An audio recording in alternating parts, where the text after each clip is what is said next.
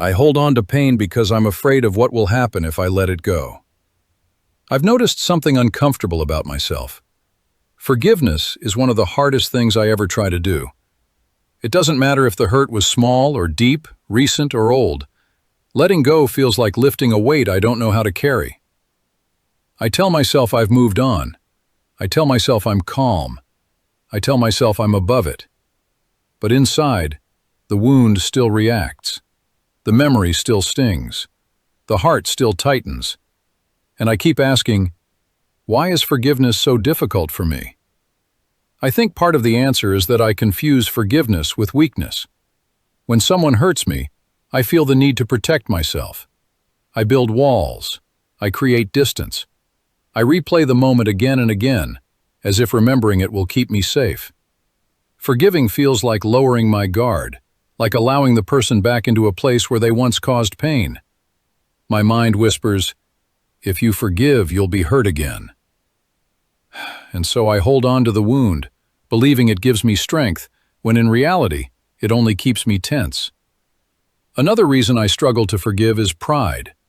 I don't want to admit that I was vulnerable, that I cared, that someone's actions affected me more than I wanted them to.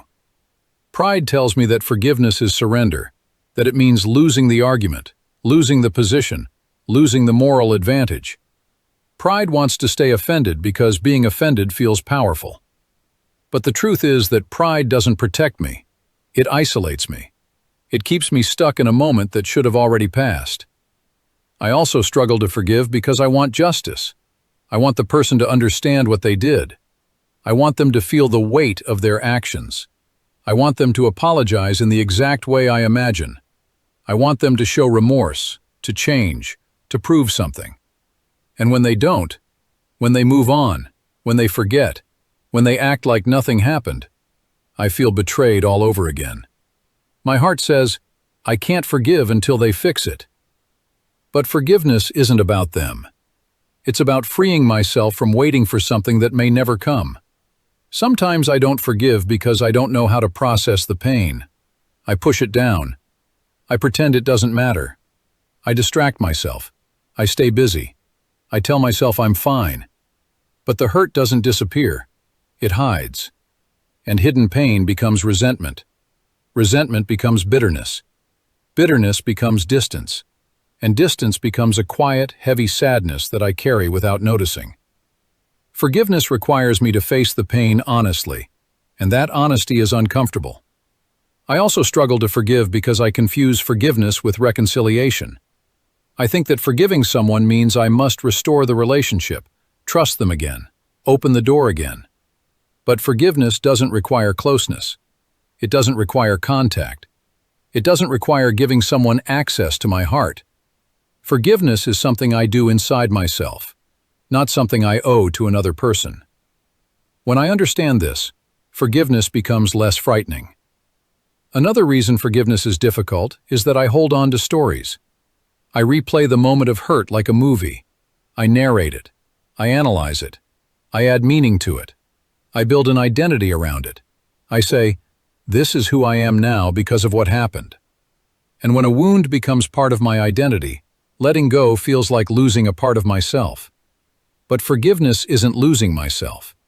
It's recovering the part of me that was buried under the pain. I also struggle to forgive because I fear that letting go means the hurt didn't matter. I think forgiveness erases the seriousness of what happened. I think it excuses the behavior. I think it makes the pain meaningless. But forgiveness doesn't erase the past. It releases its grip on the present. It doesn't say, it was fine. It says, it no longer controls me. Forgiveness is difficult because it requires humility. It requires me to admit that I am not perfect either. I have hurt people. I have disappointed others. I have made mistakes. I have acted out of fear, anger, confusion, and pride. And when I remember this, forgiveness becomes less about judging someone else and more about understanding the human condition we all share. Forgiveness is difficult because it requires courage. It asks me to step out of the familiar territory of resentment and into the unknown territory of peace. Resentment is predictable. I know how it feels. I know how to carry it. Peace is unfamiliar. I don't know who I become when I let go, but I want to learn. Forgiveness is difficult because it requires trust. Not trust in the person who hurt me, but trust in life itself. Trust that letting go will not harm me. Trust that releasing the pain will not make me vulnerable. Trust that my heart can heal. Trust that peace is possible. Forgiveness is difficult because it requires compassion. Compassion for myself, for my wounds, for my fears. Compassion for the person who hurt me, not because they deserve it, but because compassion frees me from the burden of hatred. Forgiveness is difficult because it requires time. It is not a switch. It is not a moment.